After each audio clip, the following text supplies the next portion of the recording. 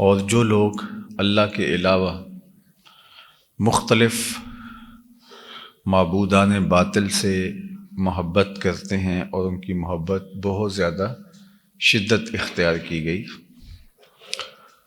اس کی نفی فرمانے کے بعد جو اہل ایمان کا اپنے رب کے ساتھ رشتہ محبت ہے اس کو اجاگر کیا گیا اور بیان فرمایا گیا۔ والذین آمنوا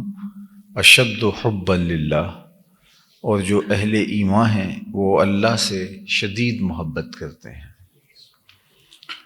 ہماری محبت کا جو مرکز و محور ہے وہ ہمارا مالک و خالق ہے۔ عقلاً بھی ہم سب سے زیادہ اس سے محبت کرنے پہ مجبور ہیں، اور فطرتاً بھی ہماری محبت کا گہرا ربط اسی کی ذات ستودہ صفات سے ہے۔ شرعاً بھی ہمیں اسی کا پابند بنایا گیا ہے، اور اخلاقاً بھی اگر ہم دیکھیں تو ہم اسی سے محبت کریں اور اس کی محبت ہی سب محبتوں پہ غالب ہو۔ اب اگر ان عنوانات کو الگ الگ تفصیل سے بیان کرنا پڑے تو ایک طویل وقت چاہیے، لیکن سادہ لفظوں میں یہی کہ ہم اپنی ماں سے محبت کرتے ہیں، اپنے باپ سے محبت کرتے ہیں، اور ان سے محبت ہماری فطرت اور طبع کا تعلق ہے۔ وہ کوئی سکھائی نہیں جاتی، بلکہ از خود ہماری طبع میں اس کی محبت، والدین کا پیار رکھا گیا ہے۔ کیوں؟ اس لیے کہ ان سے ایک گونا تعلق ہے، وہ ہماری تخلیق کا ذریعہ بنے ہیں، ہماری پیدائش کا سبب بنے ہیں، اس لیے ہم ان سے بہت زیادہ محبت کرتے ہیں اور ان سے بہت زیادہ پیار کرتے ہیں۔ لیکن اللہ جل شانہ سے محبت اس سے کہیں بڑھ کر اس لیے ہے کہ اللہ جل شانہ ہماری تخلیق کا ذریعہ نہیں، بلکہ اللہ جل شانہ ہمارا خالق ہے، اور اس کا جو ہمارے ساتھ ربط ہے، تعلق ہے، وہ ایسا ہے کہ جو سب تعلقات پر غالب ہے، کہ اس نے ہمیں پیدا کیا۔ الذی خلقک فسواک فعدلک فی ای صورۃ ما شاء رکبک، کہ اس نے تمہیں پیدا بھی کیا، تمہیں تسویہ بھی دیا، تمہارے اعضاء کو توازن بھی بخشا، تمہیں عقل و خرد کے نور سے نوازا بھی، اور پھر تمہارے نقش و نگار بھی بنائے، اور تمہاری ضروریات کی اس نے تکمیل بھی فرمائے، اور ہر لحظہ، ہر آن، ہر ساعت اپنی زندگی کے قیام کے لیے، زندگی کے باقی رکھنے کے لیے تم اسی کے محتاج ہو، اور اسی کے خانے کرم پہ تم پلتے ہو۔ تمہاری ساری ضروریات اس کے کرم سے پوری ہوتی ہیں، آکسیجن سے لے کر کے غذائی ضرورتوں تک، مشروبات کی ضرورتوں سے لے کر کے دیگر مادی ضرورتوں کی تکمیل اسی کے کرم سے ہوتی ہے۔ تو جس کے خانے کرم پہ ہم پلتے ہیں اور اس کے بغیر ہمارا ایک لمحہ گزرنا بھی محال ہے، تو اس سے ہم ٹوٹ کے پیار کیوں نہیں کریں گے؟ ماں باپ محض ذریعہ ہیں ہماری تخلیق کا، لیکن تخلیقی عمل میں جو ہمارا خالق ہے، مالک ہے، تو اس کا حق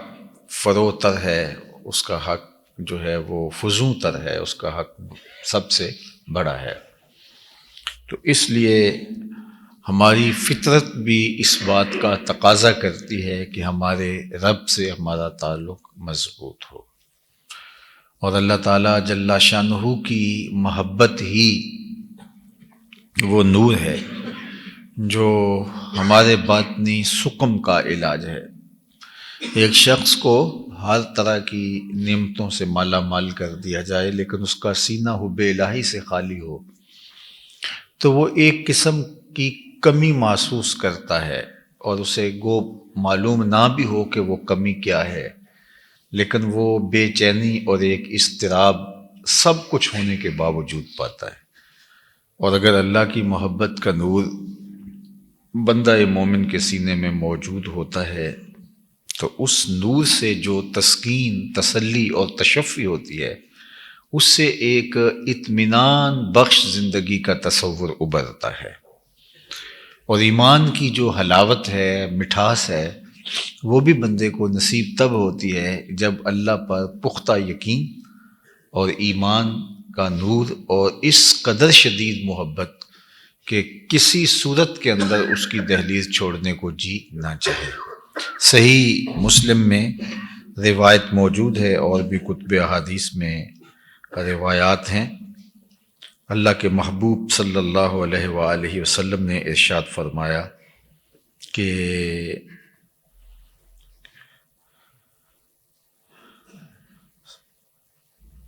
ثلاث من کن فیہ وجد بہن حلاوت الایمان، تین چیزیں ایسی ہیں جس شخص کے اندر موجود ہوں وہ ایمان کی حلاوت پالے گا، ایمان کی مٹھاس۔ ایمان کا ایک ذائقہ ہے اور اس کی ایک کیفیت ہے جو انسان کے اندر اترتی محسوس ہوتی ہے۔ ایک شخص مومن ہے، ایک شخص مومن نہیں ہے، دونوں کی کیفیات الگ الگ ہیں۔ تو ایمان کی جو حلاوت ہے، ایمان کی جو مٹھاس ہے، اس کا ایک خاص ذائقہ ہے جس سے مومن کا باطن خوشگوار رہتا ہے۔ تو وہ اسی کو نصیب ہو پاتا ہے جس کے اندر تین چیزیں موجود ہوں۔ یہ حضرت انس رضی اللہ تعالی عنہ سے مروی صحیح روایت ہے کہ آقا کریم علیہ السلام نے فرمایا ثلاث من کن فیہ وجد بہن حلاوت الایمان، ایمان کی حلاوت، ایمان کا ذائقہ، ایمان کی چاشنی، ایمان کی لذت اسے نصیب ہوگی جس کے اندر تین چیزیں ہوں گے۔ سب سے پہلی چیز من کان اللہ ورسولہ احب الیہ مما سواہما، جسے اللہ اور اس کے محبوب محمد صلی اللہ علیہ وآلہ وسلم کائنات کی ہر شے سے زیادہ محبوب ہوں۔ اگر کسی کی یہ کیفیت باطن کی ہے کہ وہ کائنات کی ہر شے سے، ہر فرد و بشر سے اور اپنوں بیگانوں سے، ابو ام اور اولاد سے اللہ جل شانہ کو اور اس کے پیارے رسول صلی اللہ علیہ وآلہ وسلم کو محبوب رکھتا ہے، تو ایک تو یہ وصف اگر کسی کے اندر پایا جائے تو وہ ایمان کی حلاوت پا سکے گا۔ دوسری بات وَأَن يُحِبَّ الْمَرْءَ لَا يُحِبُّهُ إِلَّا لِلَّهِ، کہ بندہ جب بھی کسی سے محبت کرتا ہے تو وہ صرف اللہ کے لیے کرتا ہے، یعنی لوگوں کے ساتھ جو تعلقات کا معیار ہے وہ اللہ جل شانہ کی محبت ہے، یعنی وہ اسی تناظر میں دیکھتا ہے۔ تو ظاہر ہے وہ پھر اہل تقوی سے محبت کرے گا، اہل ایمان سے محبت کرے گا، اور باقی مخلوقات سے بھی محبت اللہ کی مخلوق ہونے کے ناطے سے ہوگی۔ گناہگار سے بھی وہ محبت کرے گا، نفرت تو نہیں کرے گا، لیکن اس کی ان سے محبت کا سبب یہ ہوگا کہ یہ میرے اللہ کی مخلوق ہے، اور اس کے ساتھ وہ حسن سلوک کرے گا۔ اسی طرح کسی کے ساتھ اس کا دوری کا رشتہ پیدا ہوتا ہے تو وہ بھی اسی لیے کہ میرے اللہ نے مجھے اس سے دور رکھنے اور دور رہنے کا حکم دیا ہے، تو پھر وہ محبت کا معیار اور نفرت کا معیار یہی بنا لے گا۔ ہم اپنی خواہشات اور اپنی ترجیح اور اپنی ذاتی پسند ناپسند کو معیار رکھتے ہیں، لیکن ایمان کی حلاوت، ایمان کی مٹھاس، چاشنی اور ذائقہ صرف اسے نصیب ہوگا جس کے اندر یہ وصف موجود ہوگا کہ وہ کسی سے محبت کرتا ہے تو اس کا معیار اللہ کی محبت ہے، اللہ کی وجہ سے وہ کسی سے محبت کرتا ہے کہ یہ میرے رب کا حکم ہے یہ میرے رب سے منسوب ہے۔ وہ اگر چاہے تو ہم پتھر کو بھی چومنے پہ مجبور ہو جاتے ہیں، اور اگر وہ پسند نہ کرے تو پتھر کے سنگ مرمر کے تراشیدہ اصنام ان کو پاؤں کی ٹھوکر پہ رکھتے ہیں، اور کالے رنگ کا پتھر جو کعبۃ اللہ کے ایک کونے میں نصب ہے، حجر اسود، اس کو چومنے کے لیے ہم بے تاب ہوتے ہیں۔ ہے تو وہ بھی پتھر اور ہیں یہ بھی پتھر، لیکن ہماری اس سے رغبت کا سبب ہمارے رب کی محبت اور رب کا حکم نامہ ہے، اور اس سے دوری کا سبب ہمارے رب کا اس سے دور رہنے کا حکم نامہ ہے۔ تو ہم کسی سے بھی محبت کریں گے، کسی سے بھی پیار کریں گے تو وہ اللہ اور اس کے رسول کی وجہ سے کریں گے۔ یہ ہے دوسرا سبب، کسی سے محبت اور نفرت اللہ اور اس کے رسول کی وجہ سے۔ وَأَن يَكْرَهَ أَن يَعُودَ فِي الْكُفْرِ بَعْدَ أَنْ أَنْقَذَهُ اللَّهُ مِنْهُ كَمَا يَكْرَهُ أَن يُقْذَفَ فِي النَّارِ، اور اس کے لیے ایمان سے پلٹ کے دوبارہ کفر میں لوٹنا آگ میں ڈالے جانے سے زیادہ جو ہے وہ مشکل ہو، یعنی آگ میں جانا اس کے لیے آسان ہو کہ کوئی اس کو پکڑ کے جلتی ہوئی آگ کے اندر، آگ کی بھٹی کے اندر پھینک دے، اور دوسرا آپشن یہ ہے کہ وہ ایمان چھوڑ دے، تو وہ کہے گا ٹھیک ہے مجھے اس بھٹی میں پھینک دو لیکن میں ایمان نہیں چھوڑ سکتا۔ تو یہ جب کسی شخص کی کیفیت باطن نہیں ہوتی، وہ اپنے آپ کو اس مقام پہ کھڑا ہوا نہیں دیکھ سکتا، تو پھر اس کو ایمان کی ایک لذت اور چاشنی اور حلاوت ہے وہ نصیب نہیں ہو پاتی۔ اب دیکھیے، ایمان بہت بڑی دولت ہے اور بہت قیمتی اثاثہ ہے، اور اس کا حظ نصیب ہونا، یعنی اس کا پھل ملنے لگ جانا، اس کا ذائقہ، اس کی تراوت اور اس کے ثمرات نصیب ہونے لگ جانا، یہ بہت بڑی بات ہے۔ یعنی ایمان سینے میں موجود ہے، اور اس ایمان کی روشنی، اس ایمان کے ثمرے، اس ایمان کی خوشبو، اس ایمان کی لذات اور اس ایمان کے ثمرات نصیب ہونا شروع ہو جائیں، یہ بہت بڑی بات ہے، جس سے مومن تو ہواؤں میں اڑتا ہے، چرخ پہ جھولنے لگتا ہے، اس کے زمین پہ پاؤں نہیں لگتے، یہ جب اس کو محسوس ہوتا ہے کہ میرے ایمان کی کیفیت کیا ہے۔ جس طرح حضرت حارثہ حضور کی خدمت میں حاضر ہوئے تو فرمایا کیف اصبحت، بتاؤ تم نے صبح کس حال میں کی؟ تو انہوں نے کہا حضور میں نے حالت ایمان میں کی ہے۔ تو فرمایا ہر دعوے کی کوئی دلیل ہوتی ہے، تو تمہارا یہ دعویٰ کہ میں نے صبح حالت ایمان میں کی ہے، اس دعوے کی تمہارے پاس دلیل کیا ہے؟ تو حضرت حارثہ نے کہا کہ رأیت عرش ربی بارزاً، میں اللہ کے عرش کو یوں دیکھ رہا ہوں جس طرح دن چڑھا ہوا ہے، میری نظروں سے کچھ پوشیدہ نہیں۔ اللہ اکبر! تو یہ ان کی کیفیت تھی۔ تو پھر مومن جب ایمان کی لذات سے بہرہور ہوتا ہے، اس کی کیفیت سے مالا مال ہوتا ہے، اس ایمان کا ثمرہ اس کو ملتا ہے، اس کی لذات اور اس کی حلاوت جو حدیث میں بیان فرمائی گئی ہے اس کو نصیب ہوتی ہے، تو پھر تو وہ ایک ایسے خوشگوار ماحول میں ہوتا ہے، ایسی لذات ہوتی ہے کہ وہ دنیا میں جنت کا مزہ لے رہا ہوتا ہے۔ لیکن یہ اتنا آسان نہیں ہے،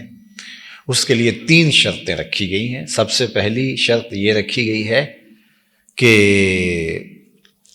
ایمان کی حلاوت اور لذت اس کو نصیب ہی تب ہوگی جب اس کو اللہ اور اس کے رسول کائنات میں سب سے زیادہ محبوب ہوں گے، اور یہ صرف زبان کا عمل نہیں ہے، یہ اپنے رویے سے اور اپنے طرز زندگی سے ہمیں ثابت کرنا ہوگا۔ اور دوسری بات ارشاد فرمائی کہ اس کے لیے معیار جو ہے وہ اللہ اور اس کے رسول کی محبت ہو، وہ کسی سے بھی محبت کرتا ہو تو اس لیے کہ اللہ جل شانہ نے اس سے محبت کا حکم دیا، یہ رب سے نیڑے ہے، یہ رب سے قربت رکھتا ہے، اور شرعاً اس کی محبت میرے اوپر واجب، لازم، مسنون یا مستحب کی گئی ہے۔ اور تیسری چیز ارشاد فرمائی کہ ایمان اتنا قیمتی سرمایہ ہو اس کے لیے، اتنی متاع بے بہا ہو کہ اس کو دو آپشن دیے جائیں کہ یا ایمان کو چھوڑ دے یا پھر اس جلتی ہوئی آگ کے اندر تجھے پکڑ کے ڈال دیا جائے گا، ان دو میں سے کس کو اختیار کرے گا؟ تو وہ بغیر سوچے سمجھے کہے کہ مجھے آگ میں ڈال دو، میرے لیے یہ آسان ہے، لیکن ایمان چھوڑنا میرے لیے آسان نہیں ہے۔ مجھے اور آپ کو اپنے اندر اتر کر کے دیکھنا ہوگا کیا ہماری یہ کیفیت ہے۔ جو قسم ہے اس کو بھی ایمان کہا گیا ہے، اور ہم تھوڑے سے پیسوں کے لیے یا تھوڑی سی سزا سے بچنے کے لیے اگر قسم اٹھا لیتے ہیں تو پھر اس کا مطلب یہی ہے سیدھا سیدھا کہ ہم نے اپنے ایمان کو بہت کم قیمت پہ فروخت کر دیا۔ جبکہ ایک طرف جلتی ہوئی آگ کی بھٹی ہو اور ایک طرف ایمان، تو مومن ایمان کو محفوظ کر لے گا اور جلتی ہوئی بھٹی کے اندر چھلانگ لگانا اس کے لیے آسان ہوگا۔ اور اگر یہ اس کی کیفیت ہو جائے تو پھر وہ ایمان کی حلاوت، ایمان کی لذت، اس کا حظ، اس کا لطف، اس کا ثمرہ، اس کا نور، اس کی کیفیت محسوس کر سکتا ہے۔ تو اہل ایمان اللہ سے ٹوٹ کر محبت کرتے ہیں، اور ان کے ایمان کی یہی کیفیت ہے اور کیفیت یہی ہونی چاہیے۔ اللہ کے محبوب علیہ السلام کا ایک اور فرمان سنیے جو حضرت ابو ذر غفاری رضی اللہ تعالی عنہ سے مروی ہے۔ کہتے ہیں کہ اللہ کے محبوب علیہ السلام نے ارشاد فرمایا، افضل الاعمال، اعمال میں سب سے افضل جو عمل ہے وہ کیا ہے؟ الحب للہ، الحب فی اللہ والبغض فی اللہ، کسی سے محبت بھی اللہ کی خاطر اور کسی سے بغض اور دشمنی بھی اللہ کی خاطر۔ ہم ذاتی دشمنیاں بہت زیادہ پال رکھی ہوں گی، رشتہ داریوں میں، اپنے گاؤں گوٹ اور جو ہے وہ شہر بستی میں، اپنی برادری اور خاندان میں بہت ساری ہماری رشتہ داریاں چھوٹی چھوٹی وجوہات کی بنیاد پر ہوں گی، ناراضگیاں بھی چل رہی ہوں گی، لیکن میں اور آپ یہاں بیٹھے بیٹھے سوچیں کہ ہماری اللہ اور اس کے رسول کے لیے کتنے لوگوں سے ناراضگی چل رہی ہے۔ تو شاید بہت کم لوگ ہمیں ملیں گے جن سے ہماری ناراضگی کی خالص وجہ اللہ جل شانہ کی اور اس کے رسول صلی اللہ علیہ وآلہ وسلم کی محبت ہے۔ اسی طرح دوستیاں، ہماری کاروباری ریلیشن ہیں، ہمارے لوگوں سے جو ہے وہ رشتہ داریوں کی بنیاد پر تعلق داریاں ہیں، ہماری تعلق داریوں کے اور بہت سارے اسباب ہیں، سیاسی ربط ہیں، معاشرتی ربط ہیں، اور ہم اگر تلاش کریں تو ہمیں بہت لوگوں کے ساتھ ہمارے ربط نظر آتے ہیں۔ جب ہمارے ہاں شادی بیاہ کی تقاریب ہوتی ہیں تو اس وقت جب ہم کارڈ لکھتے ہیں تو ہم کاروباری لنکس جو ہوتے ہیں اس اعتبار سے بھی لکھتے ہیں، رشتہ داریوں کی بنیاد پہ بھی، دوست کی بنیاد پہ بھی، اسکول فیلو ہیں، یہ کالج فیلو ہیں، یہ ہمسائیگی ہے، یہ جو ہے وہ یہ مختلف دائرے ہمارے بنتے ہیں۔ تو ہماری محبتیں لوگوں کے ساتھ، اسلام اس کی نفی نہیں کرتا، یہ پہلے میں بتا دوں، اسلام اچھی معاشرت کی تشکیل کے لیے حوصلہ افزائی کرتا ہے، لیکن میں اس حدیث کی روشنی میں اپنا جائزہ لے رہا ہوں اور آپ بھی اپنا جائزہ لیں کہ جب ہم دیکھتے ہیں کہ لوگوں کے ساتھ ہمارے تعلق کن کن بنیادوں پہ ہیں تو بہت سارے اسباب محبتوں کے ہمیں نظر آتے ہیں۔ تو ان میں ہم یہ بھی فہرست کبھی بنائی کہ یہ لوگ جو ہیں ان کا ہمارا تعلق صرف اللہ کی اور اس کے رسول کی محبت کی وجہ سے ہے، اور اگر یہ لوگ بھی ہماری فہرست میں کافی نظر آئیں تو ہمیں خوشی ہونی چاہیے، اور اگر ہماری فہرست میں ایسے لوگ نہ ہوں جن سے خالص محبت اللہ اور اس کے رسول کی وجہ سے ہو تو پھر ہم سخت خسارے میں ہیں، سخت نقصان میں ہیں۔ تو الحب فی اللہ والبغض فی اللہ، ہماری محبت کا معیار اور ہماری نفرت کا، بغض کا سبب اس کی ذات،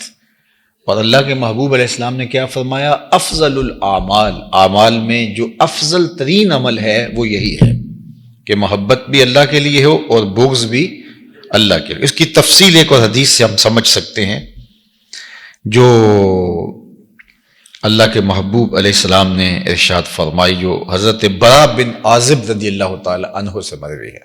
فرماتے ہیں کہ ایک دن حضور علیہ السلام نے ارشاد فرمایا، کنا جلوسا عند النبی صلی اللہ علیہ وسلم، ہم حضور کے آس پاس بیٹھے ہوئے تھے، چونکہ اللہ کے محبوب علیہ السلام کی مجلس جاری رہتی تھی اور بلا تعین اوقات اللہ کے محبوب صفہ کے چبوترے پر بیٹھ کے صحابہ کو سکھاتے تھے، مسجد نبوی کے صحن میں آ کے، ہال میں آ کے بیٹھتے، جو وہاں موجود ہوتے حضور علیہ السلام کے گرد جمع ہوتے، مجلس جم جاتی۔ اور آقا کریم کی عادت یہ تھی کہ حضور جب حجرہ انور میں تشریف لے جاتے تو اگر حضور نے جلدی واپس آنا ہوتا تو نالین باہر چھوڑ جاتے، یہ اس بات کا سائن تھا کہ حضور ابھی آئے، اور اگر حضور نے استراحت فرمانی ہے، کچھ وقت لگنا ہے، تو نالین سمیت اندر تشریف لے جاتے، یہ اس بات کا سائن تھا کہ اب آپ کوئی کاروبار کے لیے جا سکتے ہیں، کوئی باہر مصروفیت ہے تو جائیں، حضور اب کچھ وقت کے بعد آئیں گے۔ تو صحابہ حضور کے انتظار میں رہتے، بالخصوص یہ 300 صحابہ جو صفہ کے چبوترے پہ بیٹھ کے، ان کی تو نظریں ہی حضور کے دروازے پہ ہوتی کہ حضور آئیں اور ہم آقا کریم کی صحبت کا فیض پائیں اور برکت حاصل کریں۔ تو حضرت برا بن عازب رضی اللہ تعالی عنہ بن خوش نصیب لوگوں میں سے ہے کہ جنہوں نے کثرت سے حضور علیہ السلام کی قربت حاصل کی۔ تو فرماتے ہیں کننا جلوسا عند النبی صلی اللہ علیہ وآلہ وسلم، ہم حضور علیہ السلام کے پاس بیٹھے ہوئے تھے، فقال ایو الاسلام اوسط، اسلام کی سب سے بہتر کڑی کون سی ہے؟ تو فرماتے ہیں کہ قالوا الصلاۃ، لوگوں نے کہا جی نماز۔ تو آقا کریم علیہ السلام نے فرمایا حسنہ، تم نے اچھی بات کی، وما ہی بہا، لیکن جو میں پوچھنا چاہ رہا ہوں یہ وہ نہیں ہے۔ اسلام کی بہترین کڑی کون سی ہے؟ یہ کڑی در کڑی سلسلہ ہے، سلسلہ تو ذہب ہے، سونے کی کڑیاں ہیں، ہر اسلام کا حکم بہتر ہے اور ہر اسلام نے بتایا ہوا اسلوب اچھا اختیار عطا فرمایا ہے، لیکن اچھی کڑی کون سی؟ انہوں نے کہا صلاۃ، حضور نے فرمایا حسنہ، تم نے اچھی بات کی، لیکن وما ہی بہا، لیکن میری مراد یہ نہیں ہے۔ قالوا الزکات، صحابہ نے کہا زکات، قال حسنہ، کہا تم نے اچھی بات کی ہے، وما ہی بہا، لیکن میری مراد یہ نہیں ہے۔ قالوا صیام، کہا حضور روزے، تو آقا کریم نے فرمایا حسن، اچھی بات تم نے کہی، وما ہوا بہی، لیکن روزے بھی نہیں ہیں۔